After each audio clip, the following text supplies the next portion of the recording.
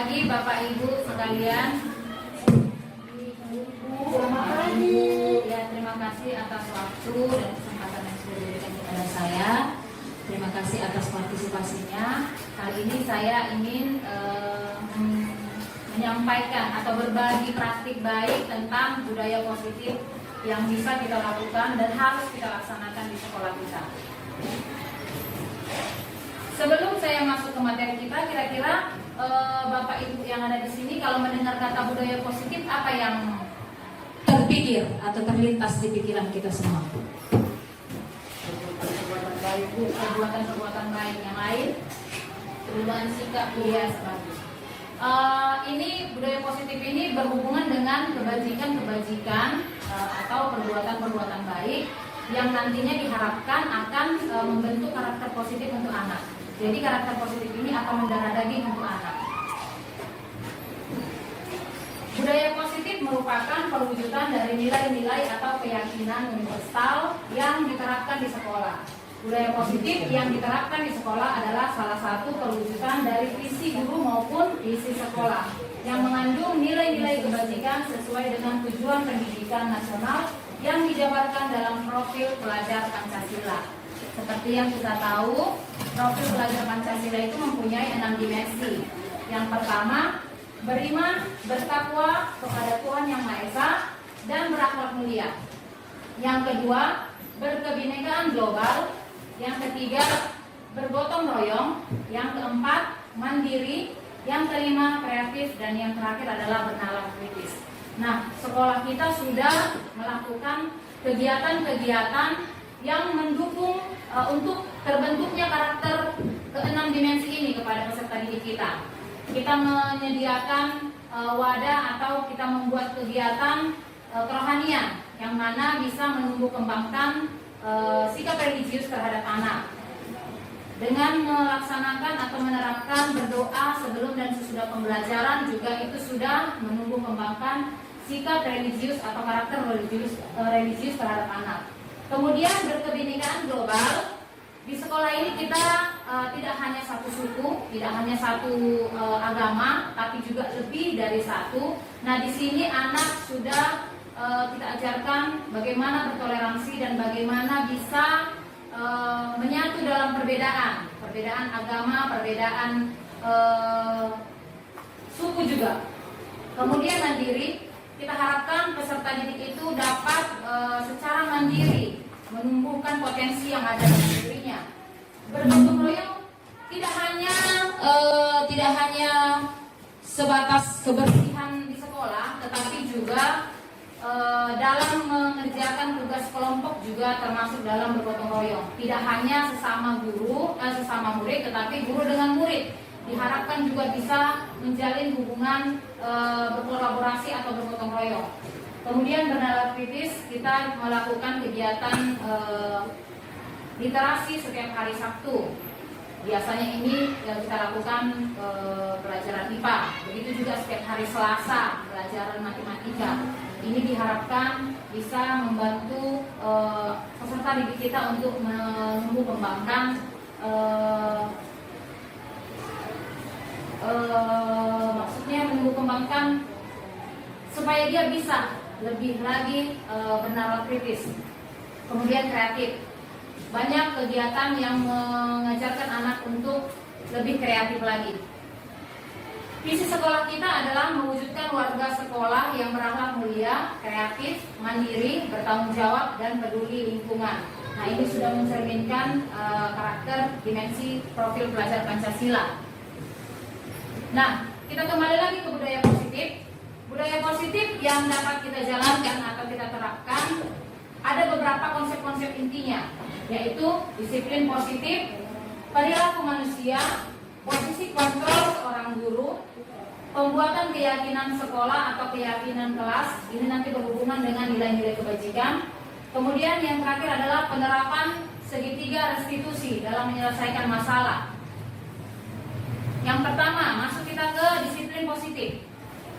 Disiplin positif, cara penerapannya adalah mengajarkan murid bertanggung jawab dan menumbuhkan kesadaran diri berdasarkan nilai-nilai kebajikan.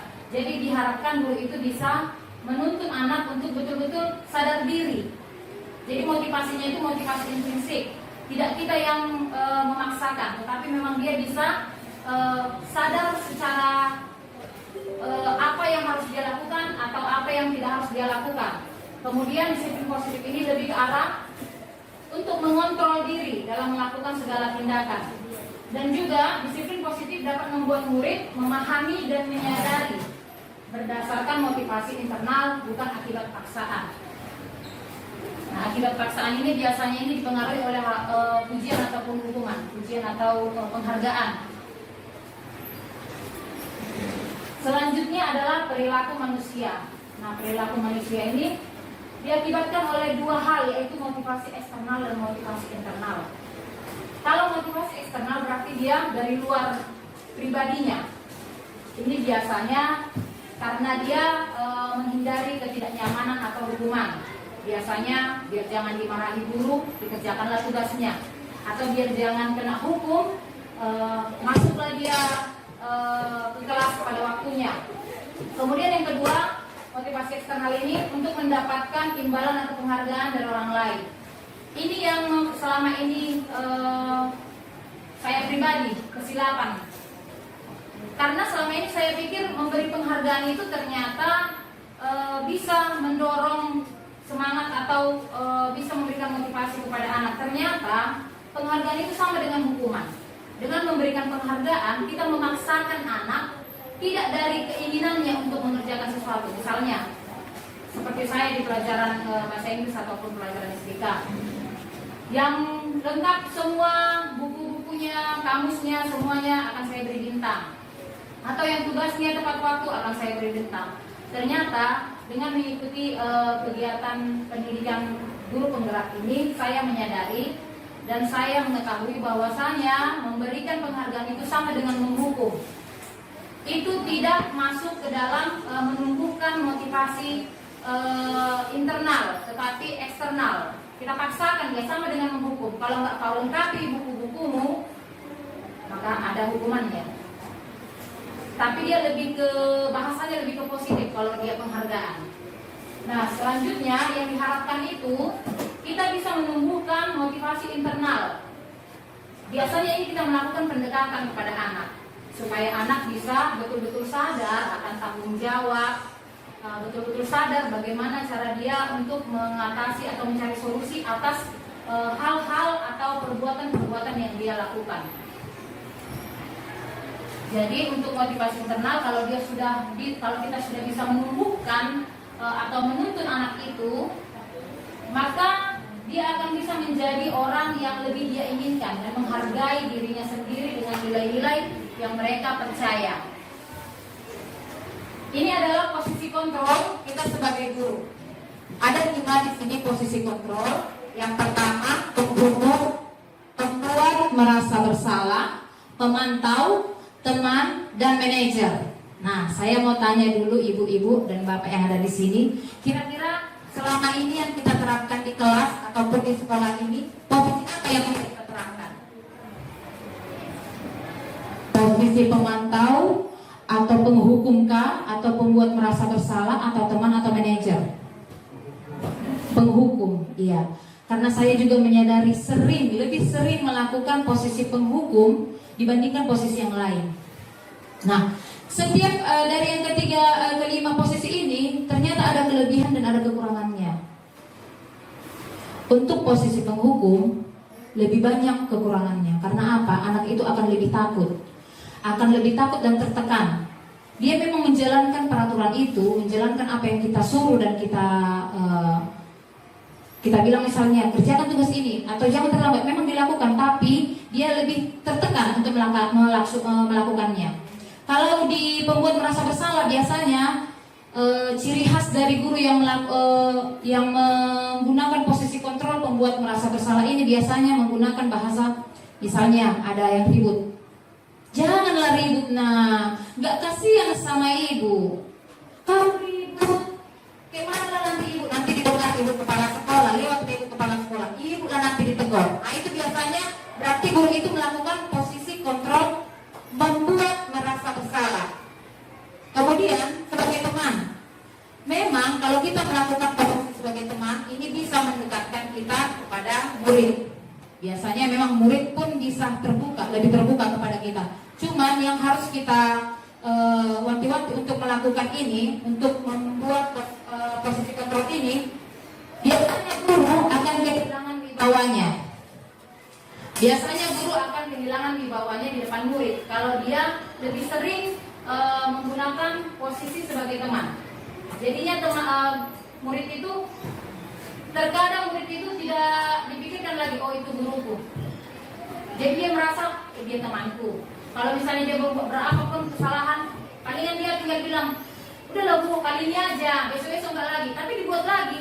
Itu biasanya kalau guru itu terlalu sering menggunakan posisi ini untuk anak-anak, posisi teman. Nah dari yang kelima ini, yang lebih bagus dan efektif untuk diterapkan seorang guru adalah posisi pemantau dan manajer. Cuman di posisi pemantau, biasanya guru itu tidak melakukan pendekatan yang membuat anak itu mencari sendiri solusi dari masalahnya. Kalau di posisi pemantau ini, kita masih memberikan sanksi atau konsekuensi dari masalah yang dia buat. Kalau di manajer ini, posisi manajer ini, kita mengajak anak atau peserta didik untuk melakukan pendekatan terhadap masalah yang dia lakukan. Jadi kita tuntun dia untuk memikirkan apakah perbuatan dia itu sudah sejalan dengan keyakinan atau tidak.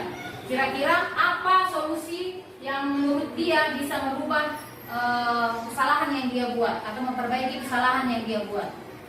Selanjutnya keyakinan kelas. Kita semua di sini sudah membuat di kelas masing-masing ya kan. Jadi perlu kita ketahui bahwasanya keyakinan kelas itu berbeda dengan peraturan. Kalau peraturan itu hal yang kita buat, sekolah buat atau kita sebagai guru buat, mau tidak mau anak itu harus turuti. Karena itu untuk kebaikan sekolah misalnya, atau itu untuk kebaikan selama kita di dalam kelas itu. Tapi kalau keyakinan itu kita buat adalah merupakan kesepakatan antara murid dengan guru. Kira-kira kesepakatan apa yang bisa kita lakukan atau kita buat supaya kelas kita ini lebih baik? Biasanya kita yang wali-wali kelas buat di kelas masing-masing seperti itu. Atau kita pun yang guru mapel, biasanya setiap pelajaran kita buat kesepakatan ya kan. Kita sepakati dengan anak-anak untuk menjalankan. Nah, keyakinan-keyakinan kelas ini biasanya dibuat dari bahasa-bahasa universal yang mengandung nilai-nilai kebajikan. Contohnya,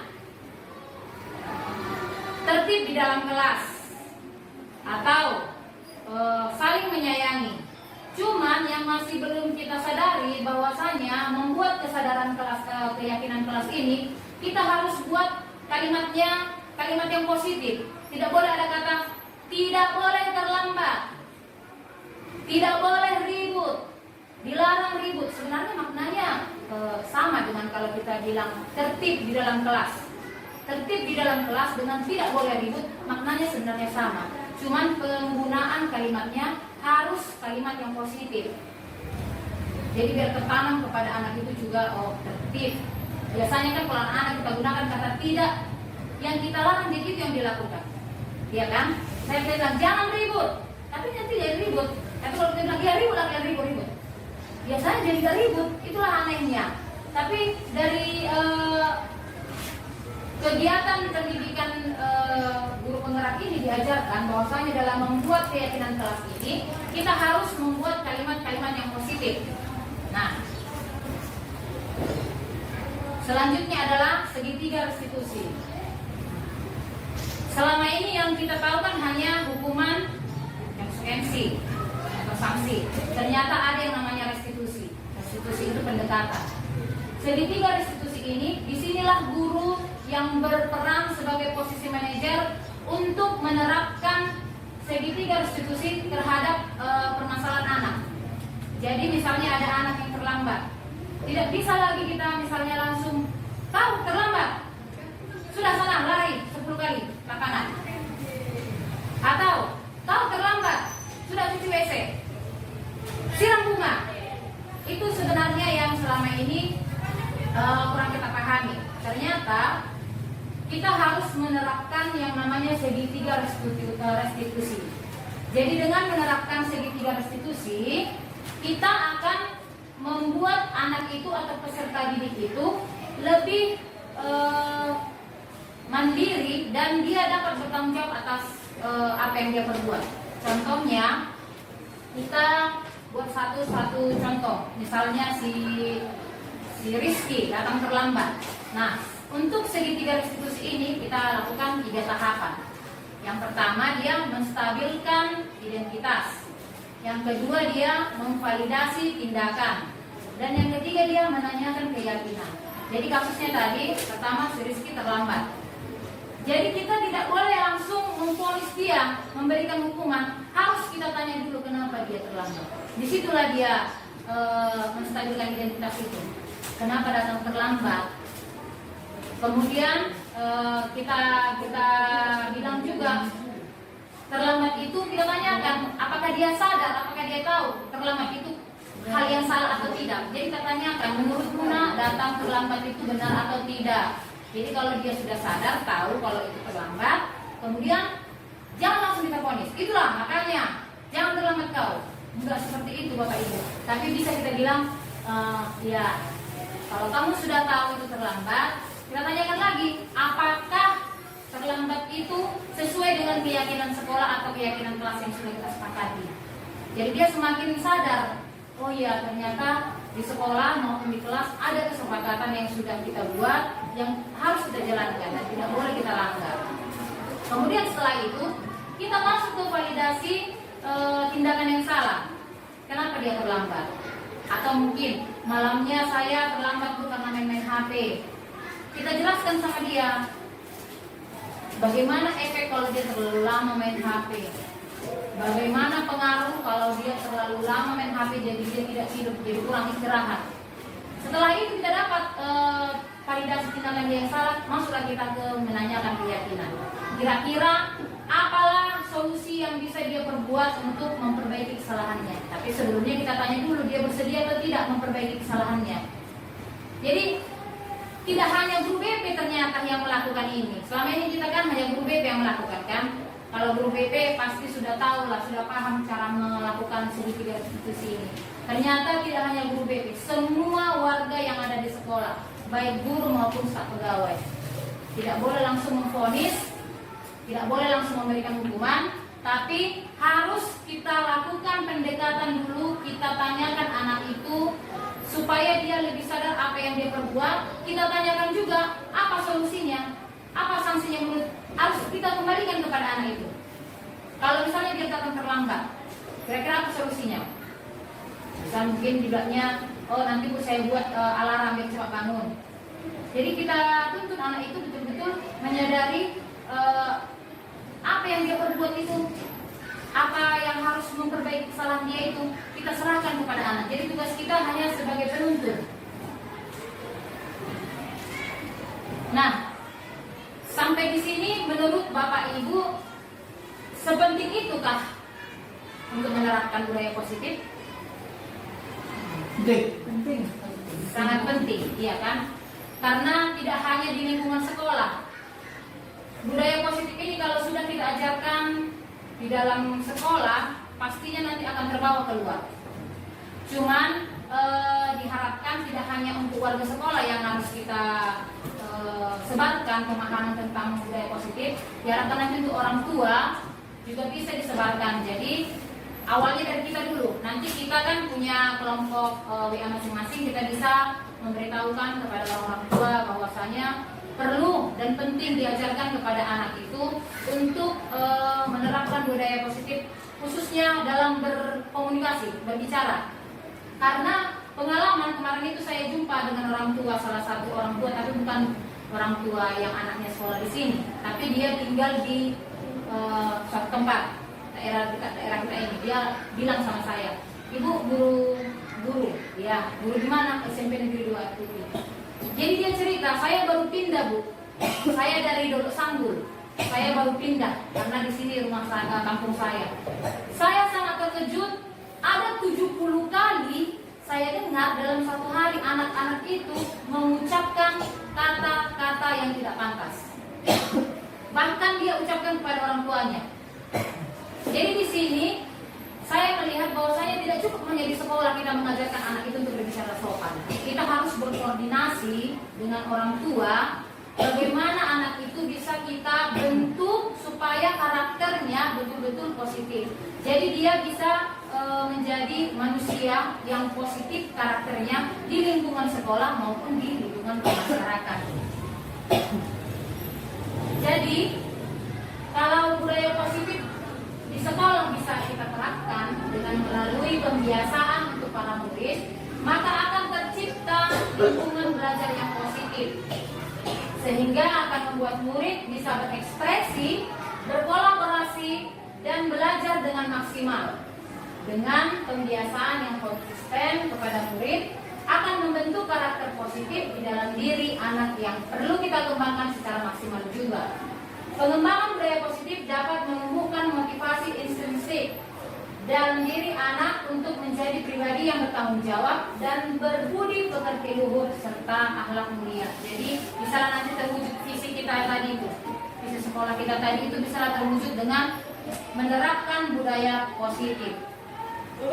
Jadi seperti yang saya bilang tadi, tidak hanya warga sekolah, tapi kita juga perlu koordinasi dengan pihak luar, komite ataupun orang tua, juga lingkungan sekitar, masyarakat sekitar. Sampai di sini, kira-kira ada pertanyaan Bapak Ibu? Apakah ada yang ingin ditanyakan tentang posisi kontrol atau tentang segitiga restitusi mungkin?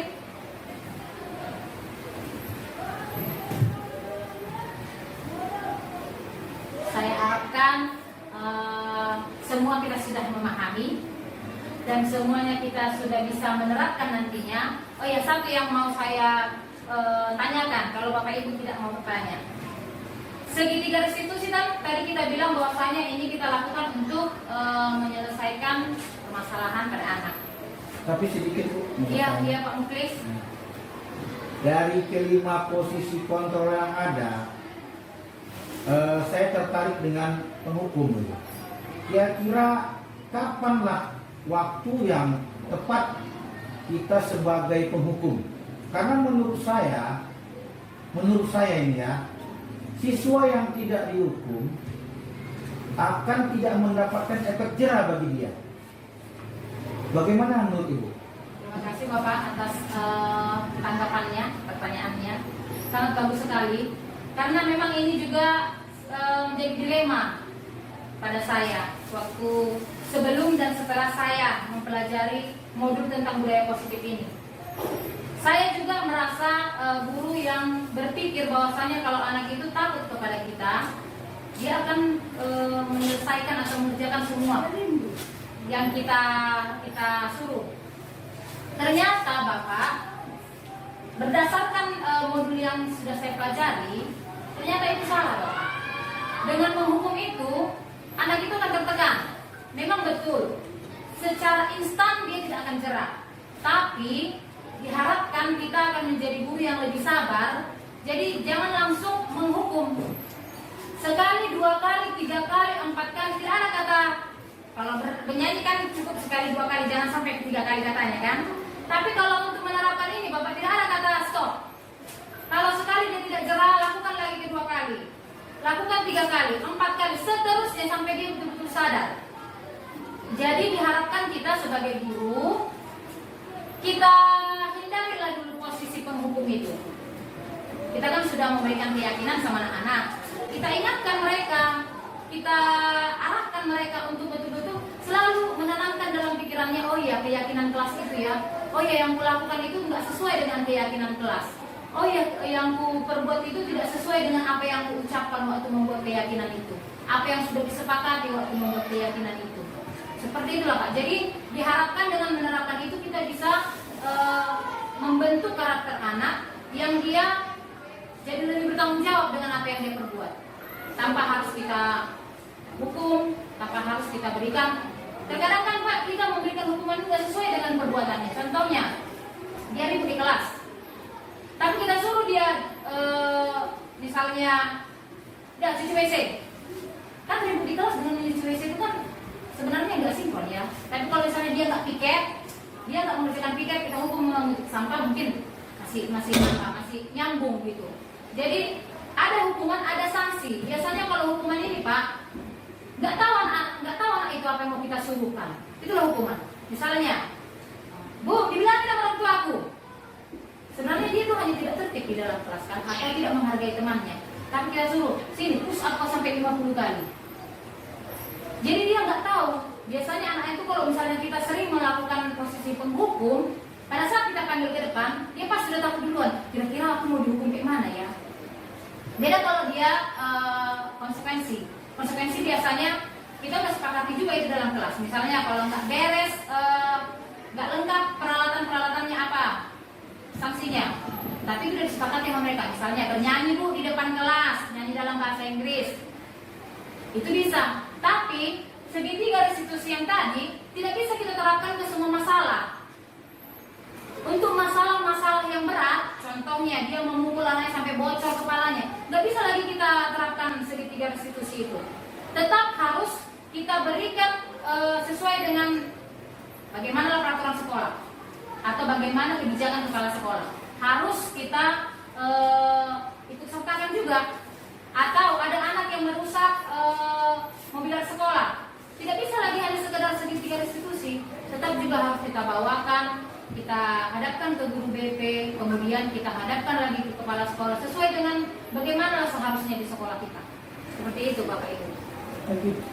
Oke, Pak Muklis? Yes. Terima kasih.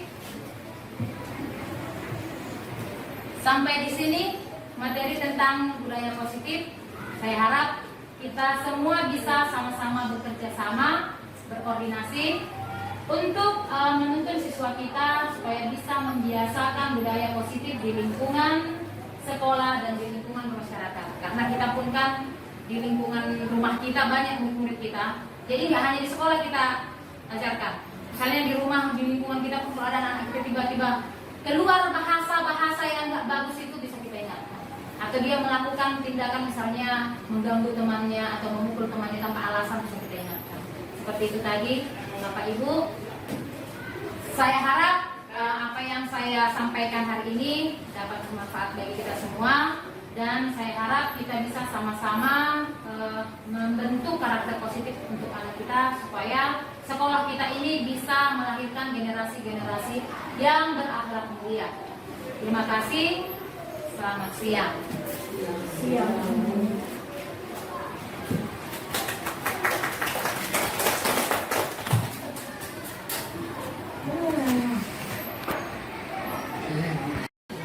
Setelah saya mendengarkan apa yang dipaparkan oleh Mem Intan Simamora SPD, satu yang saya petik bahwa kita harus menjadi guru yang sabar tanpa ada batas.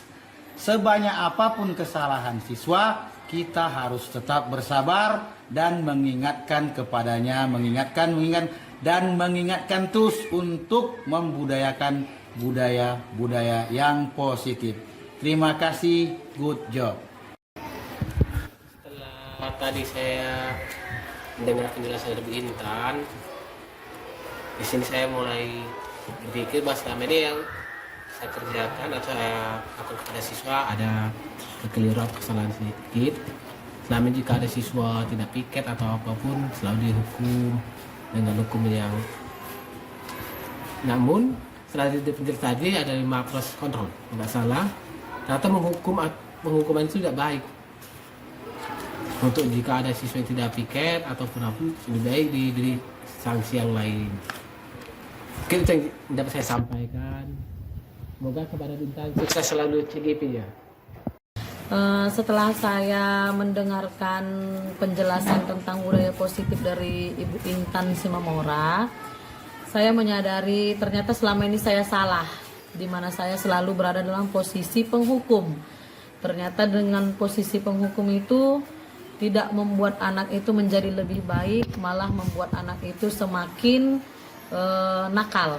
Jadi untuk kedepannya mudah-mudahan saya bisa menerapkan budaya-budaya positif dengan cara membuat kesepakatan kelas atau mungkin kesepakatan mata pelajaran yang saya ampu sendiri untuk memberikan pembiasaan atau budaya positif kepada anak yang tertanam dari dalam dirinya dan nantinya mendarah daging untuk dia terapkan di lingkungan sekolah, masyarakat maupun dalam keluarganya sendiri. Terima kasih, good job.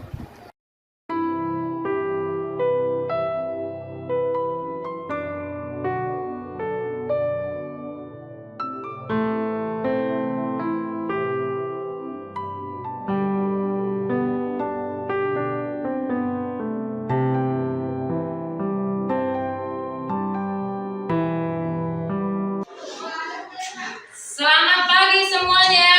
Sehat? Sehat.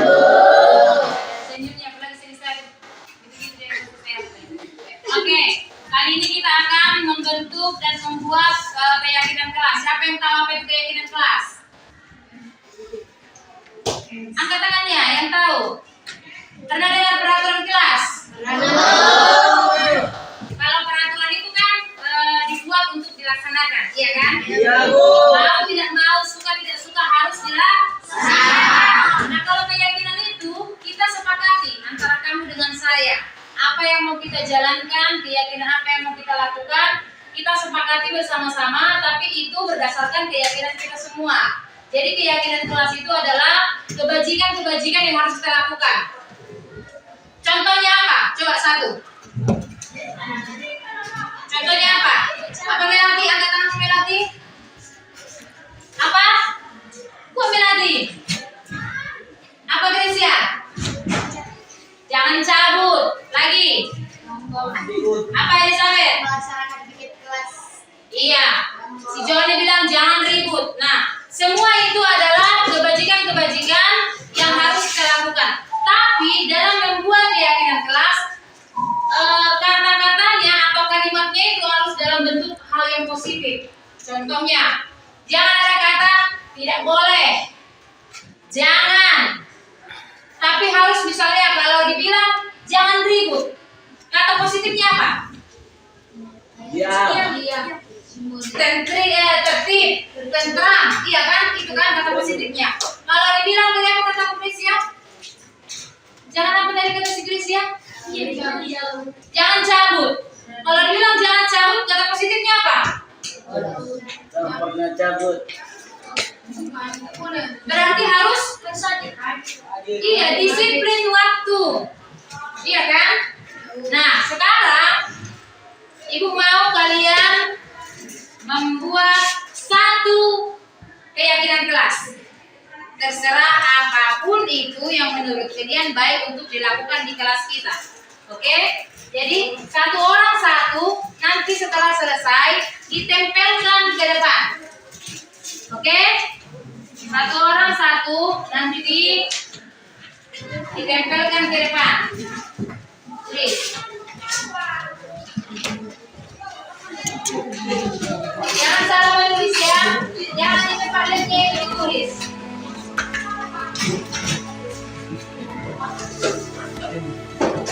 Mana? Tempatnya itu kan ada lemnya.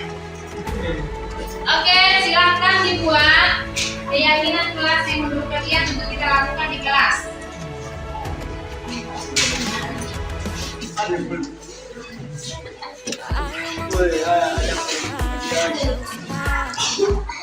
Merdeka belajar wujud yang nyata.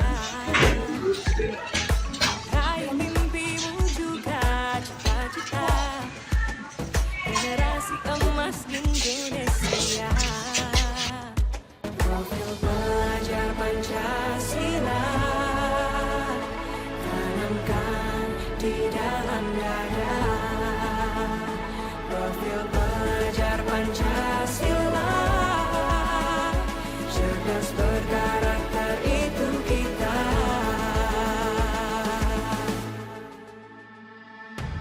Beriman dan bertakwa, orang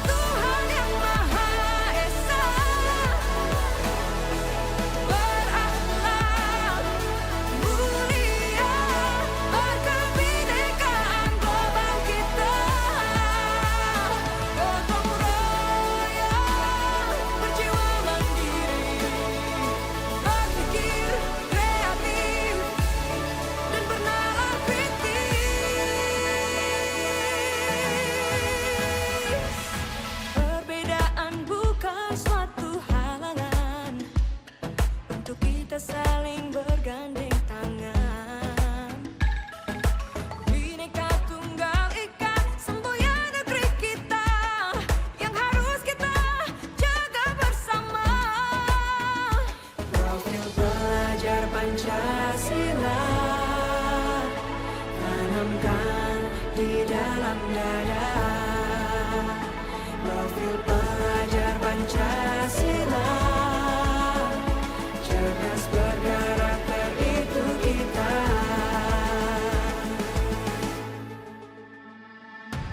Beriman dan bertakwa pada Tuhan yang Maha Esa, berakhlak mulia, berkebinekaan global kita. Gotong royong perjuangan diri, berpikir kreatif dan bernalar kritis.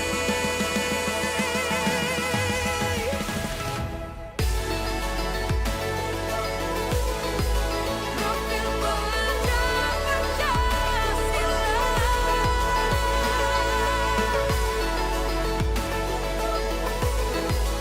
profil pelajar Pancasila.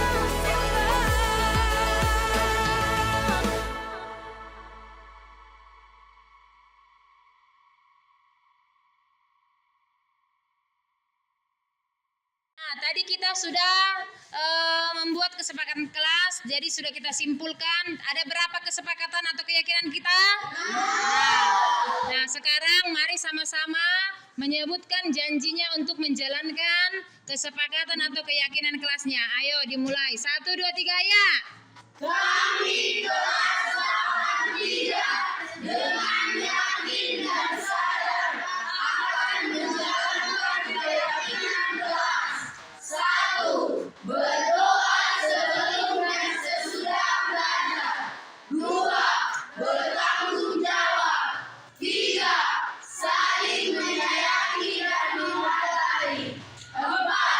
Disiplin waktu. 5.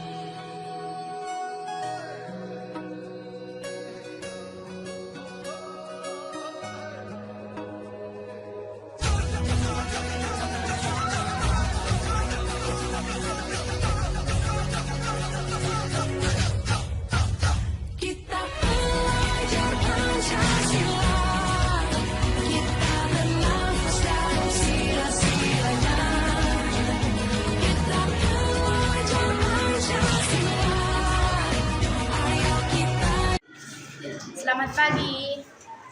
Perkenalkan, nama saya Joyra Marsinaga, saya dari kelas 83. Selamat pagi, perkenalkan nama aku Borsalvaro Sinaga dari kelas 83.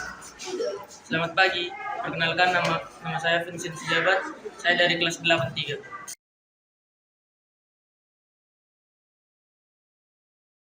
Sangat senang.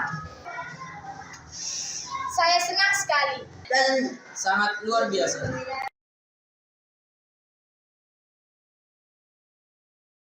Sangat penting.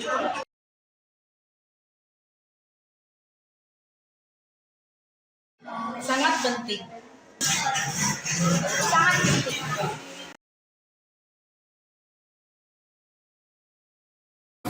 Ya, selamat pagi dulu. Selamat pagi dulu. Ya, tujuan saya datang berkunjung adalah untuk melakukan diseminasi. Tadi sebelumnya saya mau tanya, ibu-ibu sehat? Sehat bu. Anak-anak kita gimana sehat? Yang paling mau sehat. Jadi saya datang untuk melakukan diseminasi. Nah, diseminasi ini adalah menyebarkan pemahaman. Nah, pemahaman apa? Pemahaman tentang budaya positif. Nah, budaya positif itu adalah merupakan perwujudan dari nilai-nilai atau keyakinan ataupun kebajikan-kebajikan, nilai-nilai kebaikan yang diterapkan di sekolah.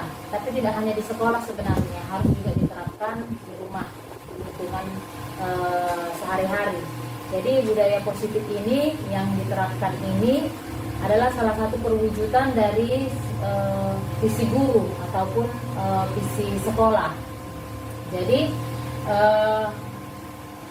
kalau visi sekolah ataupun visi guru kan Bu, biasanya itu mengandung nilai-nilai seperti pelajaran Pancasila. Sekarang ini kan udah kurikulum merdeka. Jadi diharapkan sekolah itu bisa membentuk karakter anak mempunyai dimensi profil pelajar Pancasila. Yang mana profil pelajar Pancasila itu ada di halaman 2 Bu. Ya, itu ada 6. Pertama dia beriman dan bertakwa kepada Tuhan Yang Maha Esa. Makanya anak-anak itu kalau belajar sebelum dan sesudah mengikuti pembelajaran itu harus berdoa. Sebelum masuk berdoa, setelah selesai pembelajaran berdoa. Itu salah satu hal yang diterapkan untuk menumbuh kembangkan karakter religius. Jadi kalau anak-anak di rumah dibiasakan nggak berdoa? Biasanya kan kita doa sebelum makan, sebelum tidur, seperti itu ya. Jadi kalau sudah dibiasakan di rumah, dibiasakan juga di sekolah, berarti anak-anak itu bisa semakin utuh dia karakternya nanti, bertumbuhlah dia jiwa-jiwa religiusnya itu. Yang kedua dimensinya adalah berkebinekaan global, yang mana artinya anak kita itu bisa membaur walaupun berbeda. Bisa dia menerima perbedaan dari orang lain, beda agama, beda suku. Kita juga kan di sini kan beda juga suku dan agama kan. Begitu juga yang ketiga adalah mandiri. Mandiri ini berarti anak itu bisa berpikir sendiri untuk berbuat apa yang baik, apa yang seharusnya dia buat, apa yang tidak seharusnya dia buat. Begitu juga dalam pembelajaran. Nah, yang keempat adalah bergotong royong. Nah, bergotong royong ini selain membersihkan sekolah, bergotong royong juga bisa wujudnya itu bekerja sama antar teman. Nah, kalau di rumah juga biasanya diajarin juga kan anak bergotong royong kan. Selanjutnya yang kelima adalah kreatif dan yang keenam bernalar kritis. Nah, dari yang keenam dimensi ini Bu, di sekolah sudah diterapkan beberapa kegiatan yang bisa menumbuh kembangkan keenam dimensi ini kepada anak. Kemudian perlu saya beritahukan visi sekolah kita mewujudkan warga sekolah yang berakhlak mulia, kreatif, mandiri, bertanggung jawab dan peduli lingkungan. Nah, budaya positif yang mau saya jelaskan kepada ibu-ibu, yang mau saya berbagikan itu ada 5 poinnya. Yang pertama disiplin positif, yang kedua perilaku manusia, yang ketiga posisi kontrol, Kemudian yang keempat itu pembuatan keyakinan, dan yang kelima itu penerapan sertifikat restitusi. Jadi sebenarnya budaya positif ini dan 5 poinnya ini tidak hanya di sekolah diterapkan, di rumah juga sebenarnya harus bisa diterapkan juga. Jadi kalau di sekolah orang tua anak-anak itu guru-guru, nah kalau di rumah bapak ibu lah. Begitu juga kalau di sekolah gurunya adalah guru-guru, kalau di rumah bapak ibu lah yang jadi gurunya kan. Jadi biar, maksud saya memberitahukan ini biar ada koordinasi antara guru dan orang tua.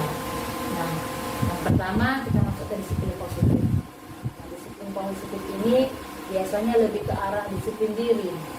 Kalau kira-kira menurut ibu disiplin positif yang seperti apa yang sudah diterapkan di rumah? Disiplin seperti mengerjakan kebesaran di rumah, apa itu istilahnya seperti biasa kalau di rumah saya itu anak-anak juga bagi tugas. Termasuk juga seperti itu. Iya. Terus kalau misalnya apa kan tidur tidak terlalu lama, bangun tepat, itu juga kan termasuk disiplin juga. Nah kalau sudah bisa kita ajarkan disiplin kepada anak, jadi kita bisa membuat anak itu memahami dan menyadari berdasarkan motivasi dari dirinya sendiri. Enggak lagi misalnya biar jangan dimarahin mamaku, kerjakan lain, biar dikasih mamaku aku uang kerjakan lain. Tapi memang udah tertanam dalam hatinya, oh iya kerjaanku seperti ini, oh iya tugasku seperti ini, gitu. Jadi enggak karena paksaan atau karena pujian dia bekerja atau bertindak. Jadi selanjutnya adalah perilaku manusia. Nah, kita harus tahu Bu, perilaku anak itu kenapa dia menyimpang. Terkadang kan anak kita ini berbuat salah atau berbuat hal yang nggak pantas kita rasa. Kenapa dia menyimpang? Nah, itu kita harus tahu. Ternyata anak itu menyimpang karena ada sebenarnya kebutuhan yang mau dia penuhi dalam dirinya. Jadi ada kebutuhan dasar itu kan Bu, ada kebutuhan bertahan hidup, ada kebutuhan ingin menunjukkan kekuasaan diri, ada kebutuhan ingin disayang, terus atau ingin diterima. Jadi kita harus lihat dulu anaknya, jangan terus kalau kita kan, karena saya juga seperti itu sebenarnya kan, sebelum tahu tentang materi ini, kalau anak berbuat salah itu pasti bandel karena dia bandel. Kalau anak misalnya kalau kayak di sekolah gitu kan, kita menerangkan dia tidur, nah, kita pasti langsung memang nggak bisa ini menghargai orang lain, capek menerangkan nggak dia. Ternyata Bu, itu yang harus kita lihat dulu, harus kita dekati dulu orang itu. Sebenarnya itu karena yang diperhatikan, atau dia istilahnya ganggu-gangguin kawannya. Jadi udah beberapa kali seperti itu kan Bu, setelah saya tahulah tentang materi ini, yang sudah saya pahami dan saya pelajari, setelah saya terapkan pendekatan itu kepada anak, saya tahu ternyata dia pengen ini loh Bu, saya pengen jangan cuma yang dia aja, saya juga pengen diperhatikan gitu. Jadi kalau semakin kita kasih perhatian, kamu berubah dia. Jadi mungkin anak-anak pun di rumah kayak gitu, ada aja tingkahnya, ternyata karena adanya ininya kebutuhan yang ingin dia penuhi gitu. Tapi kita nggak sadari dan dia nggak bilang secara langsung. Jadi kebutuhan itu berpengaruhlah dia ke perilaku manusia. Nah, jadi adalah untuk dia memahami perbuatan dia atau untuk dia bertindak, dia itu mempunyai motivasi. Ada motivasi eksternal namanya, motivasi internal. Nah, kalau motivasi internal itulah seperti yang tadi kita bilang itu kan sudah ada dalam diri dia sendiri. Kalau motivasi eksternal itu itulah karena dia takut dimarahi atau karena dia pengen dikasih penghargaan atau pujian, jadi dikerjakannya. Kalau nggak ada itu dia nggak bakalan kerja. Itulah kalau dia eksternal. Jadi kalau bisa biar semakin bertumbuh motivasi internalnya, kita hindarilah menghukum dan memberi pujian yang berlebihan. Beda mengapresiasi ya Bu. Kalau misalnya mengapresiasi, dia udah kerja dulu, baru kita puji. Nah, Misalnya dia udah bekerja, dia sudah menunjukkan rasa tanggung jawabnya, baru kita puji, oh anak ibu, mama kali-kali, jangan, tapi jangan langsung ini uang, itu juga bakalan menghilangkan motivasi internalnya. Jadi hanya sekedar ekspresi kasih sayang aja. Gitu. Jadi selanjutnya adalah posisi kontrol. Orang tua juga harus tahu ini, Bu. Nah, ini kemarin sudah saya bagikan juga kepada teman-teman di sekolah. Misalnya posisi kontrol itu ada 5. Ada penghukum, ada pembuat rasa bersalah, ada posisi teman, pemantau, dan manajer. Nah, kalau penghukum ini belum apa-apa, kita belum tahu kayak mana dia langsung kita hukum. Itulah tadi, kita nggak tahu kebutuhan apa yang mau dia penuhi kan, langsung hukum. Dan terkadang pun hukumannya itu nggak sesuai dan nggak sinkron dengan perbuatannya. Misalnya dia mengganggu kawannya, tapi kita hukum push up sampai 20 kali contohnya. Jadi kan sebenarnya nggak nyambung ya kan. Atau dia terlambat, tapi kita suruh dia cuci WC. Sama juga kalau di rumah, Bu. Misalnya dia mengganggu adiknya, tapi langsung kita banting, langsung kita pukul, atau langsung kita bentak. Jadi kalau terlalu sering pun kita menghukum anak itu tertekan, takut, jadi dia nggak nyaman.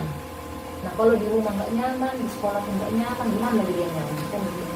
Jadi kalau bisa kita ciptakan dulu suasana nyaman di rumah, nyaman di sekolah. Jadi apapun yang mau kita ajarkan dia bakalan bisa menerima. Tadi kalau kita hukum. Kalau pembuat rasa bersalah, rasa sering ya orang tua melakukan posisi kontrol ini. Misalnya apalagi kita mengatakan, janganlah kayak gitu deh, kayak gitu kok dikit mana nanti mama deh, sakit lah nanti. Terkadang kita bilang kan, kok suka ya mama mati? Nah, kan sering kita kayak gitu kan, Bu. Memang dia terus merasa bersalah, tapi nggak merubah ininya, Bu, nggak merubah karakternya. Dia malah jadi kayak gini.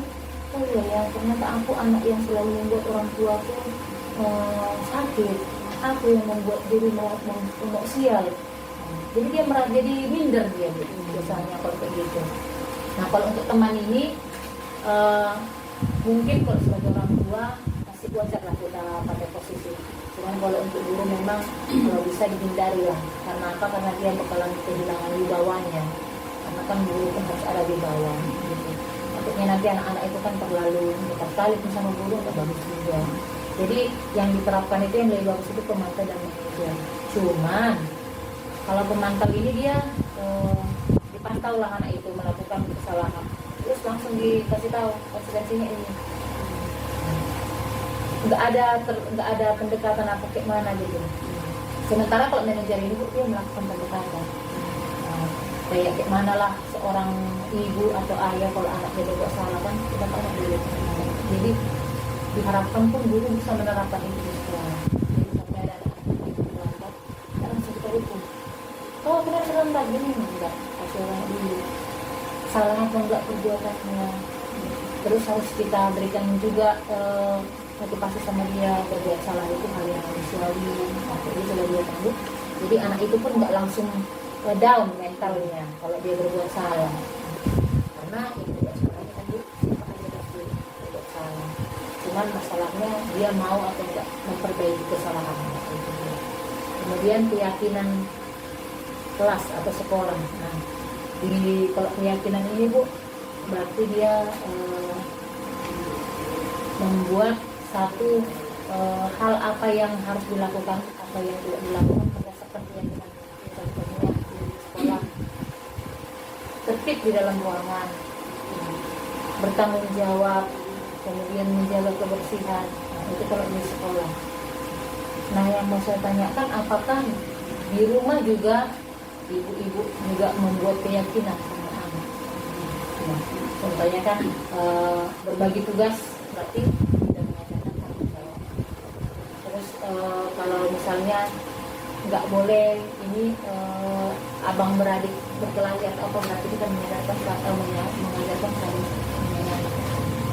Jadi selanjutnya segitiga restitusi. Inilah yang paling penting untuk kita ketahui. Segitiga restitusi ini pendekatan yang kita lakukan ketika anak itu berbuat salah. Contohnya ada masalah yang dibuat anak. Jadi kita tidak boleh langsung seperti yang saya bilang tadi, langsung memarahi, langsung menghukum, menjudge, tapi harus kita lakukan ada 3 tahap untuk eksekusi. Pertama dia menstabilkan identitas, kemudian memvalidasi tindakan yang salah, dan yang ketiga menanyakan keyakinan. Kalau menstabilkan itu kita seperti tadi, kita tanyakan dulu kenapa dia tidak selamat, terus kita kasih tahu juga, dan dia bisa terbuka sama kita. Kita bilang juga hal yang lumrah atau hal yang manusiawi itu tidak salah. Kemudian memvalidasi itu kita tanyakan, katanya dia terlambat. Kita tanyakan kenapa dia terlambat, karena misalnya dia malam tidur malam-malam. Itu yang kita tanyakan sama dia tidur malam-malam itu karena main HP, apa efeknya, kita kasih tahu sama dia. Kira-kira dia menyadari nggak perbuatan dia itu salah atau enggak? Sudah tanya, sesuai nggak perbuatan itu dengan keyakinan yang sudah disepakati? Kalau dia sudah sadar bahwasannya itu tidak sesuai, kita tanyalah apakah dia mau memperbaiki kesalahannya supaya tidak diulangi lagi.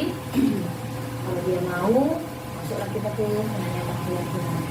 Kembali kita tanyakan lagi sama anaknya, kira-kira apalah solusi untuk memperbaiki kesalahan.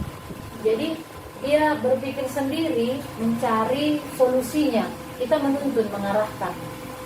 Jadi dia terbuka hatinya sendiri. Oh, kira-kira tapi buatlah alarm jadi bisa aku bangun, atau dibilangkan mamaku membangunkan. Dia langsung mengajukan dirinya untuk membuat solusi gitu. Jadi dengan begitu dia lebih bertanggung jawab untuk menyelesaikan masalahnya. Tapi tidak semua masalah bisa diskusi gitu. Kalau di sekolah kan, kalau yang seperti itu bisa lakukan. Tapi kalau masalahnya udah sampai merusak mobil sekolah, atau dia hantam-hantam sampai bocor kepala orangnya, kalau itu masih tetap kita menjalankan apa peraturan sekolah. Harus kemana, harus gimana, harus kita atur juga sama kepala sekolah. Cuma untuk masalah-masalah, kalau anak-anak kita kan masih yang sekedar seperti itu ya masalahnya, kita harus bisa lah menerapkan itu. Jadi saya harapkan ibu-ibu juga bisa, begitu dia apa di rumah, jangan langsung bebas, jangan langsung lain marah. Terkadang kalau kita marah emosi kan nggak tahu lagi kita buat apa yang kita keluarkan kan. Terkadang entah yang apa-apa lah kita keluarkan, nggak kita sadari itu menyakiti hatinya, menyakiti hati anak. Terkadang nggak kita sadari itu sampai dewasa loh terekam di hati dan pikirannya. Mungkin kayak ibu-ibu ini kalau ingat-ingat dulu waktu SMP, SD, SMP, SMA pasti ada yang ingatkan omongan guru yang itu nggak disadari. Kita pun nggak pengen mengingat itu, tapi alam bawah sadar kita ingat gitu. Jadi anak-anak kita itu begitu. Jadi ini saya berbagi tentang budaya positif ini kepada orang tua.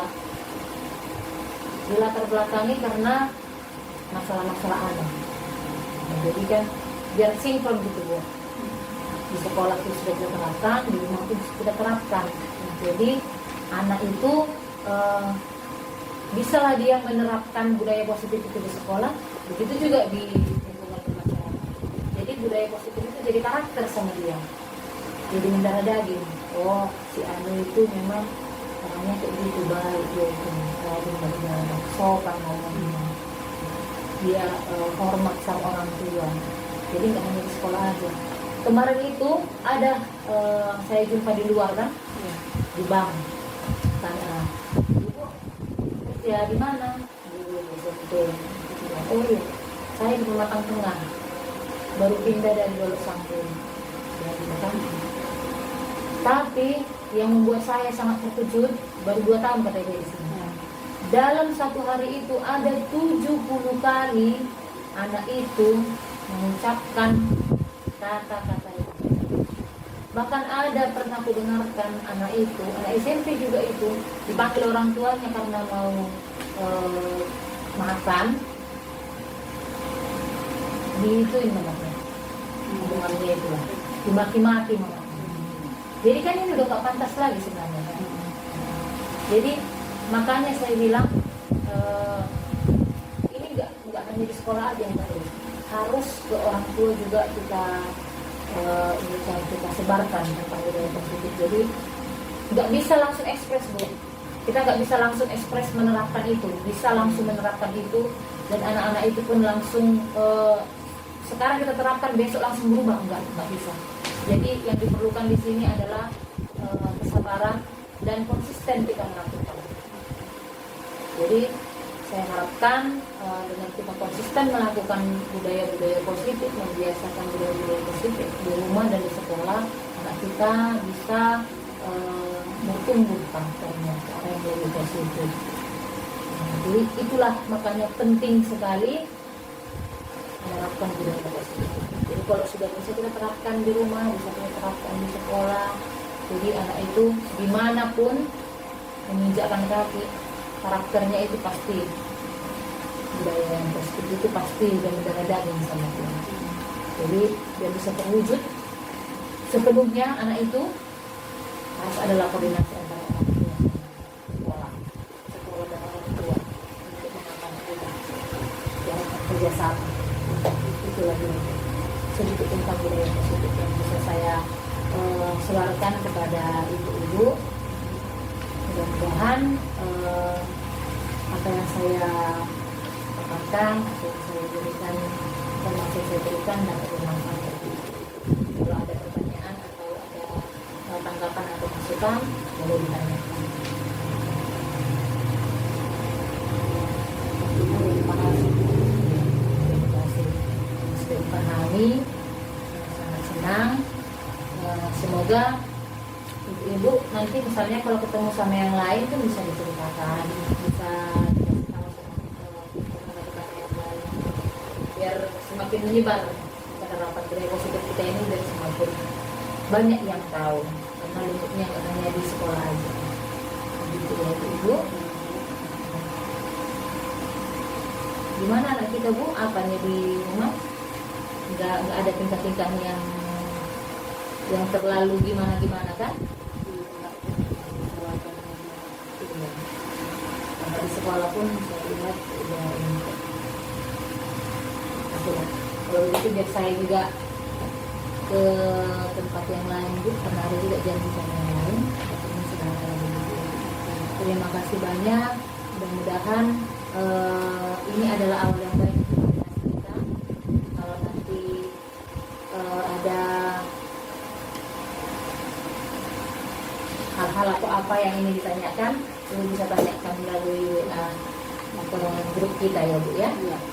Terima kasih ya Bu. Terima kasih juga buat Ibu sudah memberikan pemahaman yang lebih baik untuk kami orang tua. Iya. Terima kasih Bu.